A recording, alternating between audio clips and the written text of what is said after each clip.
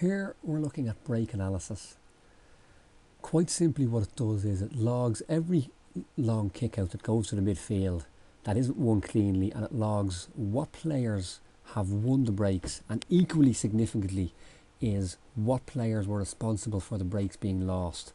Again, in terms of the significance of this, I imagine it's quite undervalued. It is one of the 5 key pieces of analysis I would always have taken, even before I was using the program. And there are 2 reasons for that. The first is human perception. We tend to remember people who won the swashbuckling breaks, where they come in to a group of players, win the ball, take a hit and play it off. But actually, it doesn't have any more value than a dribbly break that was won.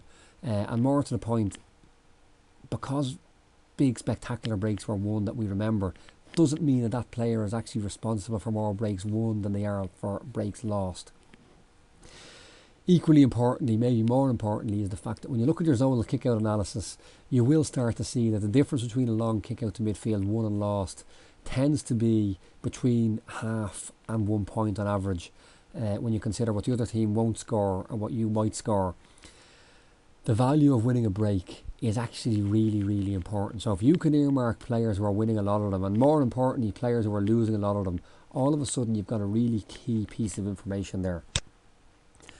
So, how does it work? The first thing I would say is you should always do your break analysis with your long kick-out analysis, for the simple reason that the 2 go hand in hand. Both are worked off long kick-outs. The second thing, again, like long kick-out analysis, you should ideally do your zonal kick-out analysis before you do your break analysis and your long kick-out analysis. The reason for that is simple. If you were doing your break analysis first, you'd have to go back to the video and find every kick-out. You'd have to play the whole video back, even if you were doing it at double speed.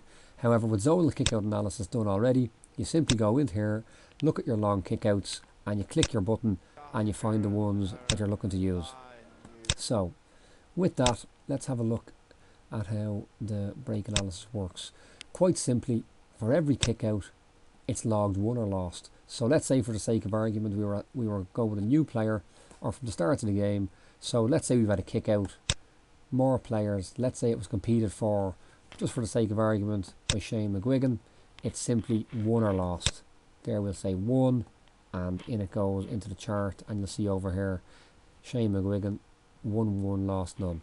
So we'll have a little look at that chart again in a minute. We'll delete that for now, and just have a quick look. Let's have a look at 2 here from Francis McEldowney, 1-1 and 1 lost from the Ulster semi-final again. So it's kicked out. So from this point you'll see the midfielders compete for it, but neither have won it.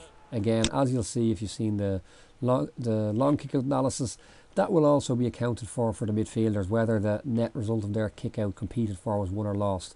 But in break analysis, we're looking at the individual on the ground. So we'll slow it down. Probably not even necessary, but we will slow it down here. And again, the key point is, it's not just that McEldowney has won it, but he's come away with the ball.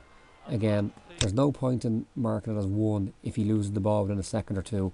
I would actually mark that down as lost. But if you play on, he has actually come away with the ball, and not alone that, he breaks the line with the free. Now, again, that will quite simply be marked as one.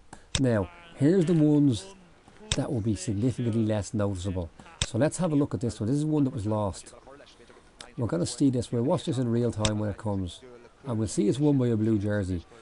But having watched that, would you have any idea what player was responsible for that loss? Probably not. So let's have a look back and we'll see. And frequently, especially, obviously with the ones won, you don't need to play it back generally.